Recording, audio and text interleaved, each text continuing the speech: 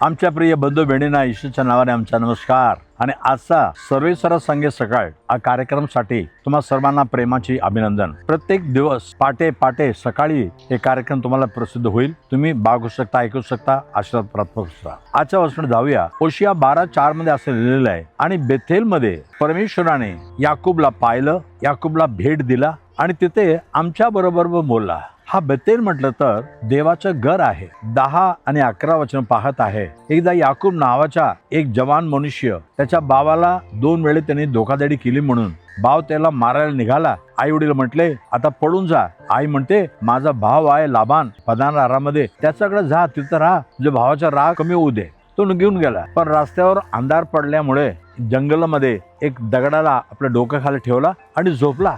पण स्वप्न पाहिला, त्या स्वप्नामध्ये त्याच्या समोर एक शिडी ठेवलेला आहे। त्या शिडीमध्ये स्वर्गदूत चढतात उतरतात आणि सगळ्याच्या वर परमेश्वर तिथे उभा आहे। तो म्हणतो याकूब घाबरू नको, तुझ्या पित्याचा परमेश्वर मी आहे, तुझ्या परमेश्वर मी आहे। तू ज्या ठिकाणी तू लेटलेला आहे, तो झोपलेला ना, हा देश तुला देणार आहे। आणि तेव्हा परमेश्वर म्हणतो 28:15 मध्ये मी तुझ्या बरोबर राहीन, मी जिथेकडून जाणार तुला मी सांभाळेन आणि पुन्हा या देशामध्ये परत आणीन।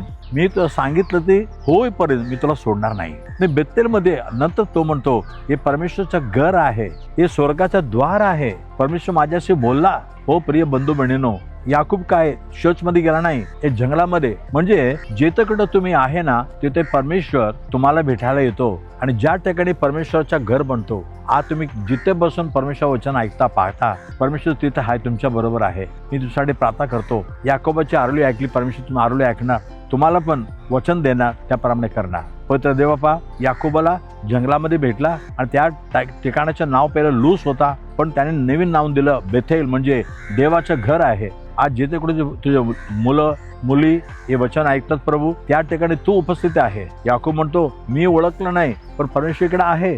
ते ओळखलं नाही, पण परमेश्वर त्यांच्या बरोबर आहे प्रभू। त्यांच्या मरणाची आरोळी ऐक प्रभू, त्यांच्या एकता पण दूर करून टाक आणि त्याचा मार्ग मोकळं कर। त्यांच्या जीवनामध्ये सर्व काय आशीर्वाद दे प्रभू, तो धाडस बांध प्रभू आणि त्यांना पुढे चालू दे। बेथेलाचा आशीर्वाद प्रत्येकाच्या घरामध्ये येऊ दे। येशूच्या नावाने मागितो ऐक प्रभू राजा, आमेन आमेन। God bless you. पुढच्या सकाळी उद्या पुन्हा भेटूया। आमेन।